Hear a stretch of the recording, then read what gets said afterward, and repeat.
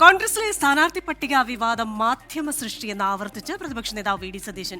അതിവേഗം സ്ഥാനാർത്ഥികളെ പ്രഖ്യാപിച്ചു. ഹൈക്കമാൻഡാണ് തീരുമാനമെടുത്തത്. നുണബോംബുകൾക്കും വ്യാജ വാർത്തകൾക്കും UDF-നെയും കോൺഗ്രസിനെയും തകർക്കാൻ കഴിയില്ലെന്നും വി ഡി സതീശൻ ആത്മവിശ്വാസം പ്രകടിപ്പിച്ചു. കേരളത്തിലെ UDF-ന്റെയും കോൺഗ്രസിൻ്റെയും ചരിത്രത്തിലെ ഏറ്റവും കൂടിയ വേഗത്തിലാണ് സ്ഥാനാർത്ഥികളെ തീരുമാനിച്ചത്. സീറ്റ് വിഭജനം ഒരു അപസ്വരവും ഇല്ലാതെയാണ് UDF-ൽ പൂർത്തിയാക്കിയത്, ചരിത്രത്തിൽ ആദ്യമായിട്ട്.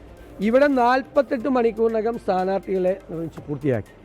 ഞങ്ങൾ 100-ലധികം സീറ്റുമായി ഞങ്ങൾ അധികാരത്തിലേക്ക് തിരിച്ചു വരും. കേരളത്തിലെ ജനങ്ങളുടെ മുഴുവൻ വികാരമാണത്. കഴിഞ്ഞ കുറച്ച് ദിവസങ്ങളായിട്ട് കോൺഗ്രസിനെ ഇല്ലാത്ത വാർത്തകൾ ഉണ്ടാക്കി ആക്രമിക്കുകയാണ്. സുധാകരൻ എന്താ പറഞ്ഞത്? പാർട്ടിയാണ് വലുത്, ഞാൻ ചെറുതാണെന്നാണ്. നിങ്ങൾ ആ പാവത്തിന് എന്തിനാണ് അധിക്ഷേപിച്ചത്? നിങ്ങൾ എത്രമാത്രം മോശം, അദ്ദേഹം നിങ്ങളോടൊന്നും പറഞ്ഞില്ലല്ലോ.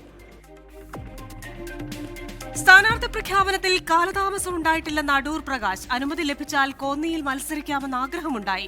പാർട്ടിയുടെ തീരുമാനം വരാതിരുന്നതുകൊണ്ടാണ് FB പോസ്റ്റ് പിൻവലിച്ചതെന്നും അടൂർ പ്രകാശ് പറഞ്ഞു. കോന്നിയിലെ ജനങ്ങൾ വീണ്ടും അത് ആവർത്തിച്ചു പറഞ്ഞപ്പോൾ കേന്ദ്രത്തിൽ നിന്നും അതിന് അനുമതി കിട്ടുന്നു എങ്കിൽ മത്സരിച്ചാൽ കൊള്ളാമെന്ന താല്പര്യം പ്രകടിപ്പിക്കുകയുണ്ടായി.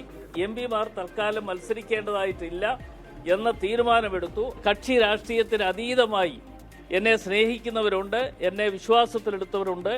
അവർക്ക് അവരുടെ മുമ്പിൽ ഞാൻ ആ FB പോസ്റ്റ് വീണ്ടും ഇട്ടിട്ടുണ്ട്. ആദ്യം തന്നെ ഇട്ടിരുന്നു.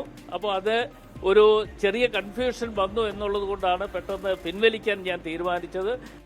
ലോകത്തെവിടെയായാലും ഏത് സമയത്തും 24 വാർത്തകളും ഓഗ്മെന്റഡ് റിയാലിറ്റി പാക്കേജുകളും എക്സ്പ്ലെയിനറുകളും വിശദമായി കാണാൻ ഞങ്ങളുടെ YouTube ചാനൽ നിങ്ങൾക്ക് സബ്സ്ക്രൈബ് ചെയ്യാം.